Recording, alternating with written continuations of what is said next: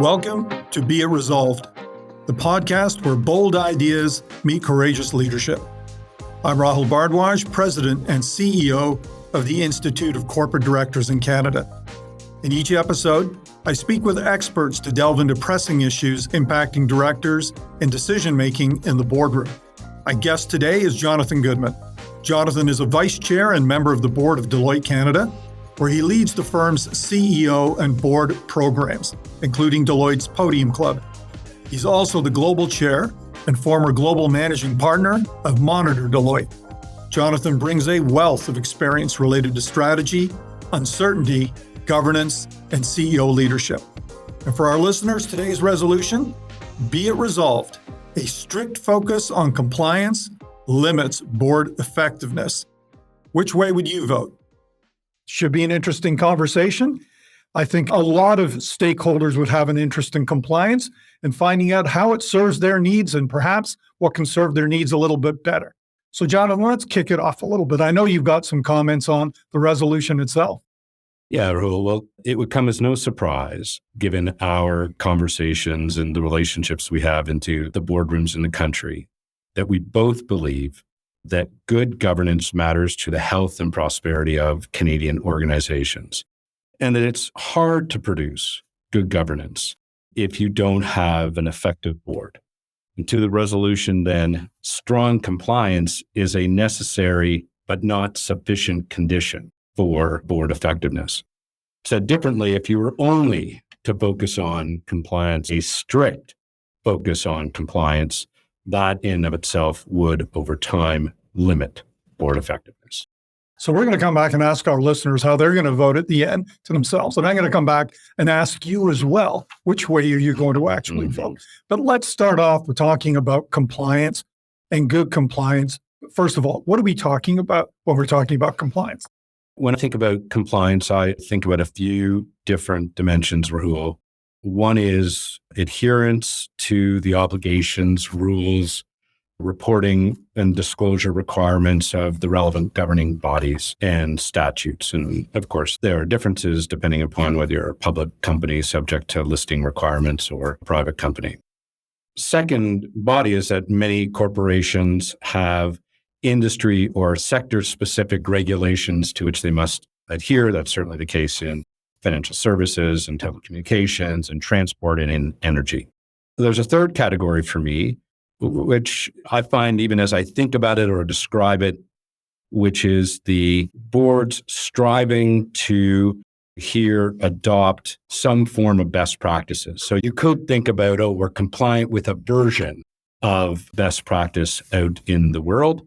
And the Report on Business puts out its board games report. There are, you would know this intimately, 38 criteria across a variety of different dimensions with a view of, depending upon how you meet different of those criteria, the board is more or less effective.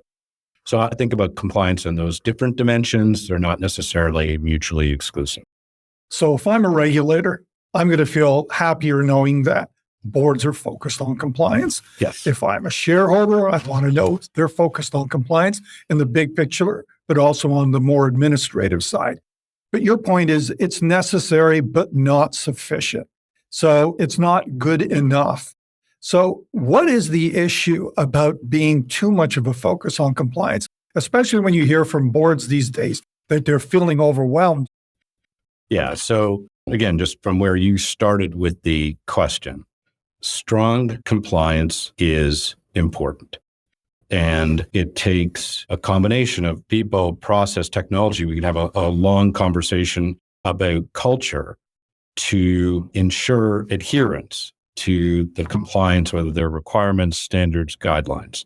And it would certainly be the case, if we were in the business of giving examples, there'd certainly be the case for not meeting compliance standards can be devastating to corporations. But I think, again, I certainly believe that meeting compliance standards, meeting the guidelines is not enough to set the corporation up for success in the future. And that it takes intention that we're going to talk about to move the time and attention of boards to the future.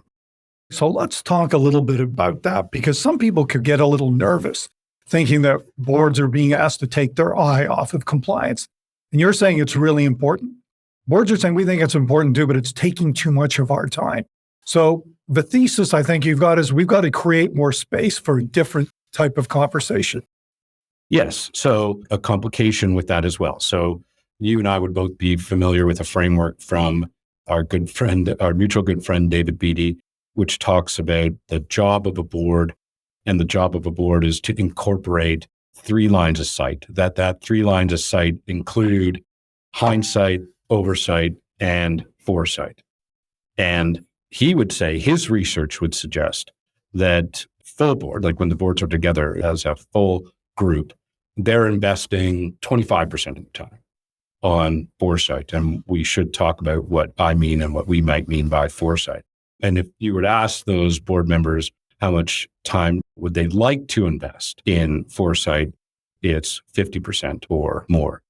Now, what we're not saying, neither you or I are saying the time on a board or in the boardroom should or can materially increase. It's 250 to 300 hours, and those hours are massively precious. So what needs to happen to create the space is both ensuring the appropriate amount of time on what we call compliance and oversight matters, ensuring that there's the right culture in the organizations, which we can talk more about, doing more in committee and through consent to create the space and breaking the inertia of existing agendas as well. Great. So we've got hindsight, where we learned that boards once a year, at least, you've got to get in front of your shareholders and tell them what actually happened financially. Really important. Yes. Oversight on an ongoing basis. And that creates a lot of trust in your stakeholders when they know you're minding the shop. Really important. But from what I gather, you're saying is the value add for directors, particularly in today's VUCA world, is that they're looking ahead.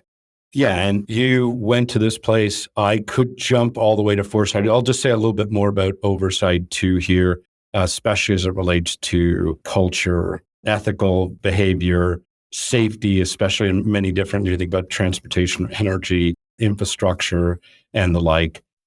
Ensuring appropriate oversight of the standards and expectations in those areas, setting the tone around culture, which is an important responsibility of a board. That's the bridge to the future. And so if you're not doing that well, you're not going to get to the future with the level of trust that you need. But if all you were to do was to establish the bridge and not walk over it, you're not going to get to the level of value added that is necessary, expected, given the dynamics of the world today. So we both heard of that phrase, tick box compliance or tick the box governance. Is that what you're talking about? Well, look, none of the listeners on this podcast or the chairs that we know are ticking boxes. That's not happening. But you can be very busy as a board with hindsight and oversight matters, aggregate those into policing matters, ensuring good compliance. Being busy doesn't necessarily mean that you're value added. And I'll describe in a sec the dimensions of value added that are required to move toward in the future. So this is one of those, boards shouldn't do more, they've got to do better. Go back to what we said before. I'm not suggesting, you're not suggesting we go from 250 to 300 hours for a regular board member, not necessarily the chair, and then suddenly 500. That's not what we're talking about or is possible. But we are saying what's done in the boardroom, what's done to prepare for the boardroom can be done better. What does better look like? So on the dimensions of foresight, I'll describe some. You can decide whether or not we go through any more of them in detail. I think of the following. It's attention to, do we have a winning strategy? So not simply, do we have a strategic planning process, or have we said, yep, we're comfortable with the plan, but does the corporation have a winning strategy? Is it well positioned for the future, given the dynamics which are faced in the markets and the businesses in which it competes? 2, it's understanding and weighing risk and navigating uncertainty. And so this is not, don't take any risks. That's not the case. Organizations must take risk in order to produce better futures. You and I would have talked about, and Roger Martin would have written about this a number of years ago. Boards and their executive teams tend to underestimate the risk of the status quo and overestimate the risk of doing something different. And so really understanding, weighing risk, determining which you're accepting versus those that you're trying to mitigate and manage are an important part of projecting into the future. And then it's navigating uncertainty. It's recognizing that we're in an environment where it's foolhardy to think you, as an individual, the board, management, know the future. So having the clarity about know what you can't or don't know, have the wisdom to know the difference and build that into your decision-making. So navigating the uncertainty. For me and for many, right, there's a full aspect around talent.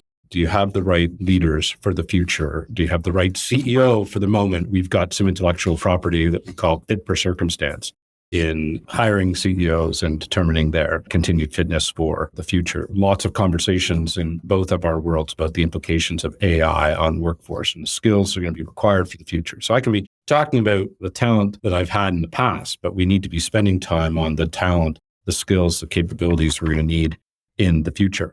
I think an underappreciated category is resource allocation. So of course that relates to talent and skills, but the question of does the application of our resources match our aspirations and intentions with respect to our strategy? Do we have sufficient resources? And that follows through on capital allocation, OpEx, human talent and skills and and it's hard, it's hard to ensure that the way in which you're applying resources matches your intentions for the future.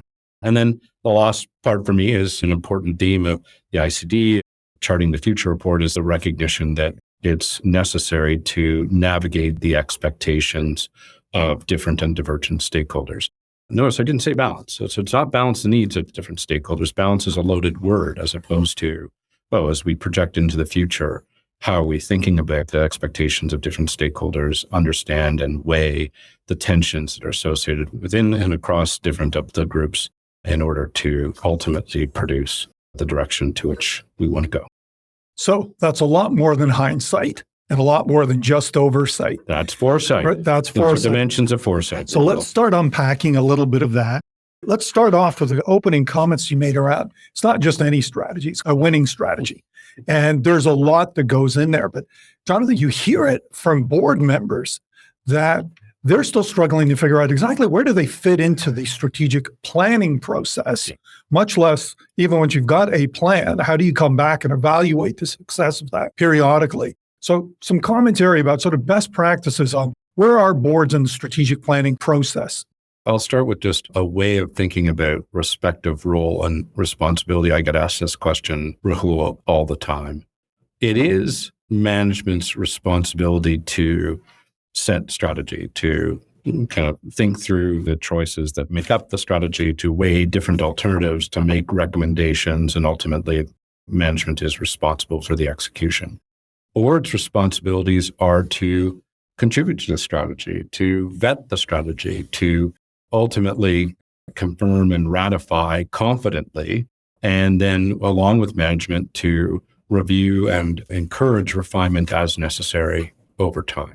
If the board sets the strategy, then there's a disconnect between those who set the strategy and those who need to undertake the execution. And if a board is just simply a receiver of a strategy, which, by the way, one could read the guidelines of history and say, you're doing what you need to do as a board as long as there is in existence a strategic planning process and you've had a conversation about strategy. That's not good enough. And the best CEOs, and this is also from Roger, the best CEOs seek advice from their boards, not simply a grade. What I think all of that means is management teams, CEOs, management teams and their boards, they're collaborators in strategy. And as we've talked about, sure, you might have an offsite once a year, but to say that strategy thinking in the agenda should only happen once a year is kind of foolhardy given the pace and nature of change that are faced by most businesses, irrespective of sector today. And so an ongoing dialogue about the nature of the choices, whether the assumptions that underpin the choices still hold, new threats and opportunities that might be presented is necessary. And am I guessing that a smart CEO and management team would be wise to bring back throughout the year some of the choices they're making in deliberations, contextualized within the strategy to make that constant connection, and that the board should be asking the management team to constantly connect it to the strategy? Yeah. So let's go to one end of the spectrum. What I do think frustrates boards is either management coming to the board with a fully baked cake. It's kind of, hey, we developed the strategy, here it is, give us your feedback. In this session, we've spent hours, days, weeks, months doing it. We've either done our own, we've gotten some help, doesn't matter. And now you evaluate. And so bringing a board along on what are the important choices that we need to make, whether those choices relate to the businesses that we're in today and might be in the future, the veracity of our expectations and ambition for the future. What's the way in which we distinguish ourselves today versus the future? Do we have the right capabilities for today versus the capabilities we'll need in the future? And having the requisite conversations about different alternatives and how they relate to each other and getting input from a board along the way makes sense. Now, what we're not saying, I'm not saying, oh, you should reset your strategy every month or every year. I mean, the strategy resets at a pace that is required based on what's happening in the marketplace in which you compete, or the marketplaces in which you compete. And you need to evolve your strategy when the assumptions that underpin the choices you've made don't hold or fully hold anymore. That's a good way of knowing. So, having continual conversations about the assumptions hold. Are there new choices?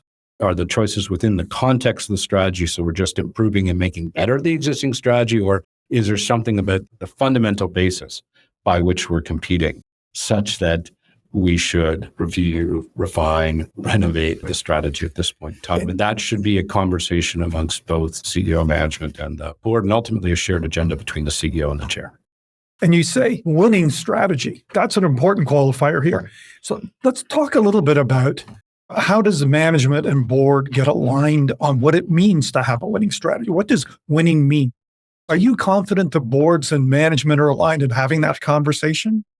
I'm not confident that boards and management are aligned in all the situations that you and I might be aware of and involved in. I am confident that alignment can be produced. Alignment is simply, do we see the ambition, the purpose of the organization, the corporation similarly? Do we see how that might play out and flow through the different choices? Do we see the choices similarly or differently? Do we see the ultimate outcomes and the decisions we make in a similar or different way? And it takes some time. And therefore, creating space for consideration, creating space for conversation. I want to come back to the difference between time on the agenda for any of these topics and quality time on the agenda.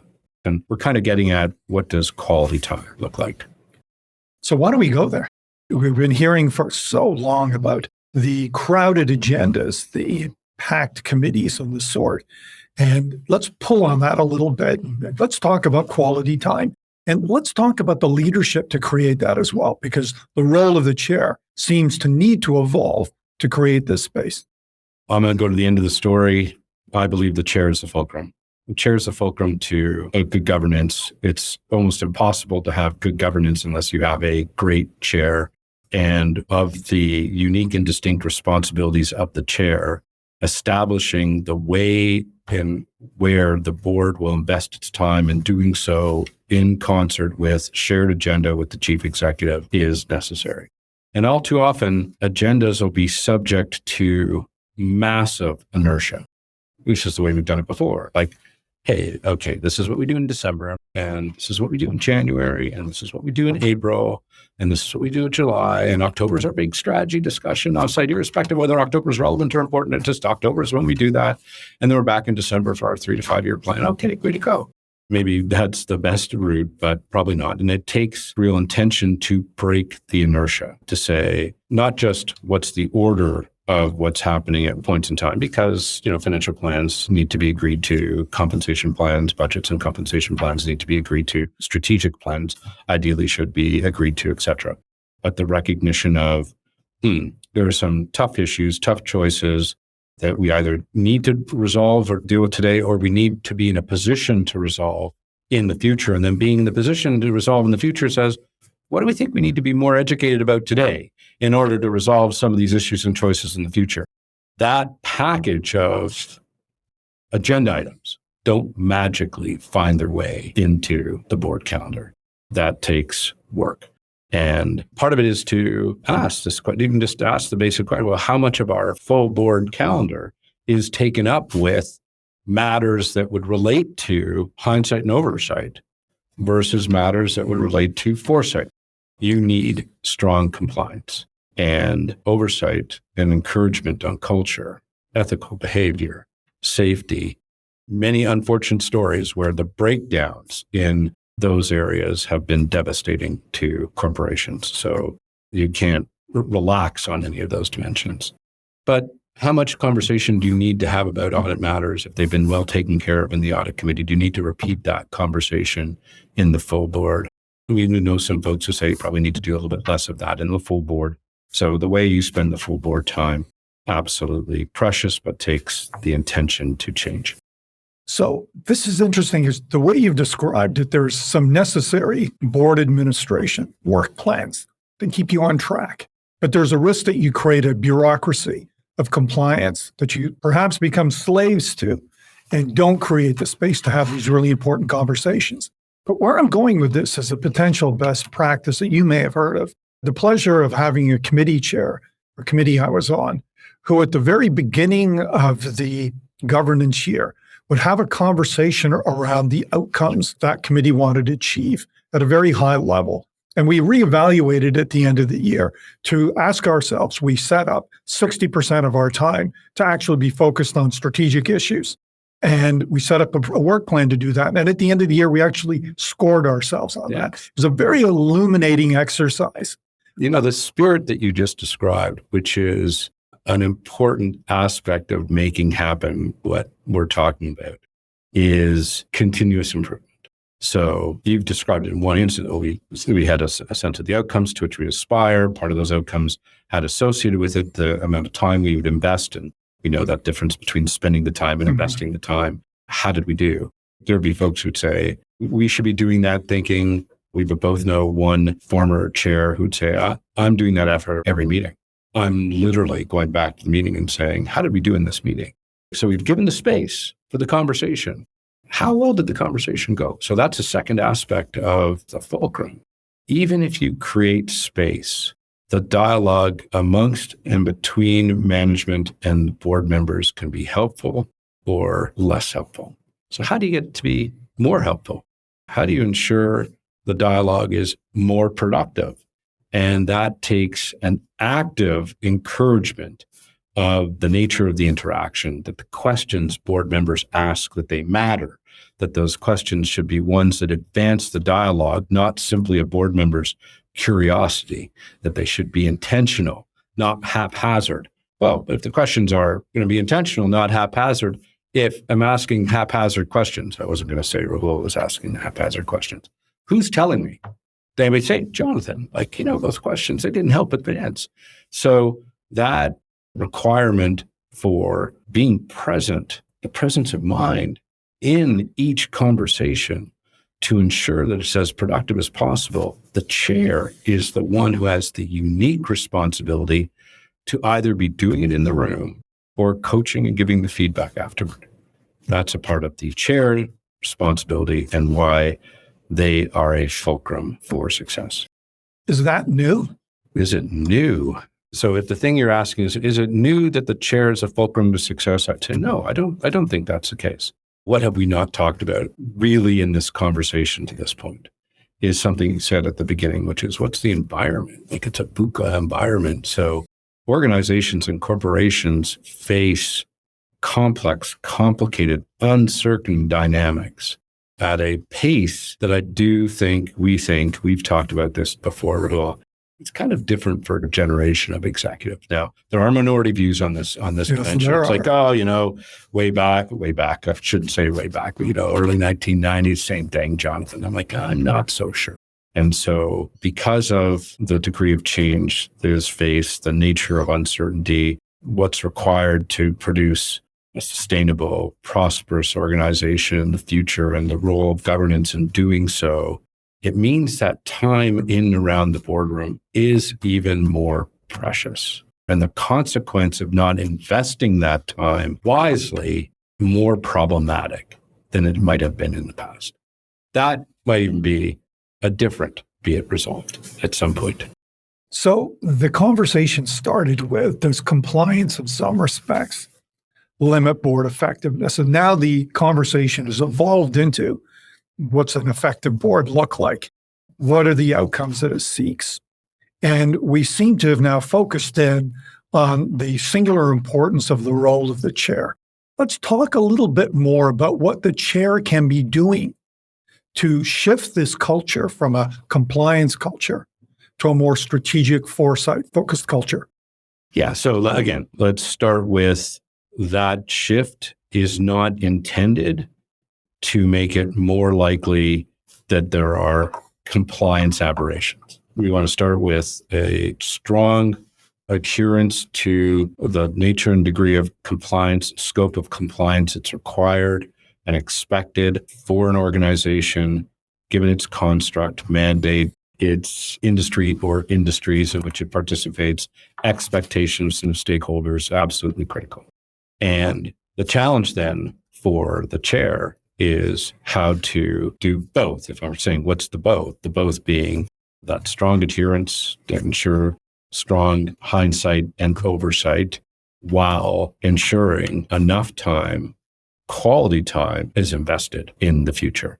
That does start with what's the expectation and agenda, full board, what's the expectation, principles by which committee members are thinking about their agendas, the relationship between the two, because we would also know in committee, it can descend into managed questions of management, a lot about the hindsight as opposed to making its way to foresight as well as it relates to what the full board does.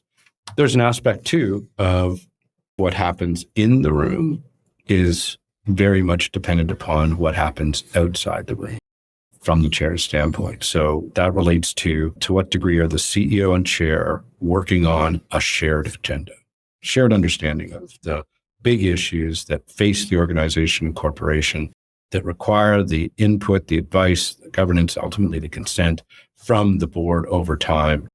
Do the CEO and the chair see it similarly and can affect, if they see it similarly, the way the time is invested in the boardroom? And just to poke that just a touch though. Yes. So that's the chair and management. How about chair with the other directors in between meetings? Yes. Well, there are a few different aspects of this, some of which we've touched upon, which is chairs getting the input from other of the directors about the issues that they see and that they believe are relevant, and to the degree which they are similar or different to what the chair and the CEO are seeing. So what's the construct in which you do so, and how much of that may be necessary given the circumstance? But it also goes to how different the individual board members are finding the usefulness of the conversations in the boardroom. So not just the chair's perspective about the board, but the board's perspective of its work itself, the board's perspective of the CEO management. And that does take time. So one thing that should be obvious from what I'm describing, and especially as it relates to the chair, that the time of the chair, obviously and importantly, is greater than that of the full board, obviously. And, if you're going to be a chair, you should want to be a great chair. And being a great chair is hard for some of the reasons we just discussed. And you're saying it's a lot harder today than it used to be. I am suggesting that on balance, on average, it's harder. And let's add a few other of the dimensions beyond the ones that we just described. The visibility into the world about the activities and behaviors, not just of a corporation, the amorphous corporation, but the individuals associated with the corporation of the director. So the public scrutiny of companies, their boards, executives, I think that's increasing. So you're operating in a greater environment of scrutiny along with change. And then it's not just the existence of and importance of different stakeholders. It's the tensions associated with the different and divergent expectations of those stakeholders. So even within, we are interested in climate. We would know situations where one set of climate interested stakeholders would say, this corporation's doing too much around climate. We think it's actually putting more pressure than it should on its core businesses. The reverse being a different set of climate interested stakeholders saying, you're not doing enough as it relates to climate disclosures or the evolution of your business. We don't like the businesses you're in. You should change. So those are counter pressures from within one stakeholder issue. So I'm going to come back to something you've started with, which is really the compliance necessary but not sufficient. Now, if you're a management team, it's unlikely you're going to go to your board chair and say, I think you're focused only on compliance and we're losing out on something. Would that be a mistake on the part of management? If I'm hearing you correctly, it's like, if management thought the board was too focused on compliance, not sufficient in the future, would it have been a mistake not to call it out?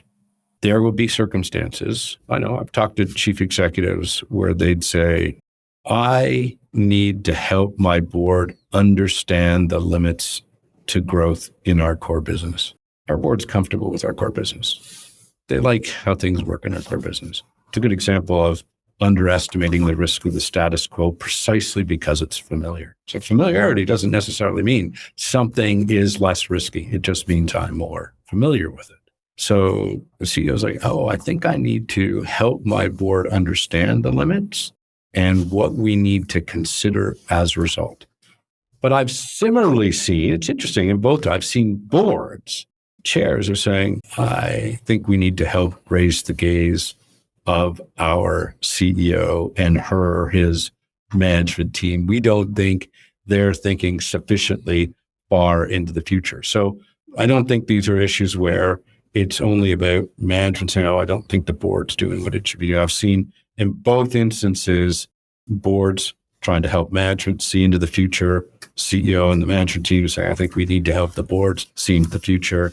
And in both instances, if all you were doing was ensuring compliance, sure, you've done what you need to do from a policing standpoint. We've improved the odds that bad things don't happen. And we should improve the odds that bad things happen, right? We shouldn't sell products that we shouldn't be selling to customers. We should make it more likely you've got ethical behavior, safety concerns in the transportation or airline industry. Yeah, you should police. But this whole conversation is about, do you need to do more? Perfect. So, Jonathan, we've got a resolution. Be it resolved. A strict focus on compliance limits board effectiveness. Which way are you voting today? Yeah, I agree with the resolution. I am voting for the resolution. If all you do as a board and be busy doing is ensure compliance, that will not produce the level of effectiveness and good governance that's required to ensure and improve the odds of a great future. Well, Jonathan, thank you so much for joining me today. Thank you very much. Great conversation, as I knew it would be. And to our listeners, I hope you enjoyed today's episode. Be it resolved, and that you've deepened your boardroom insights to stay ahead of emerging trends.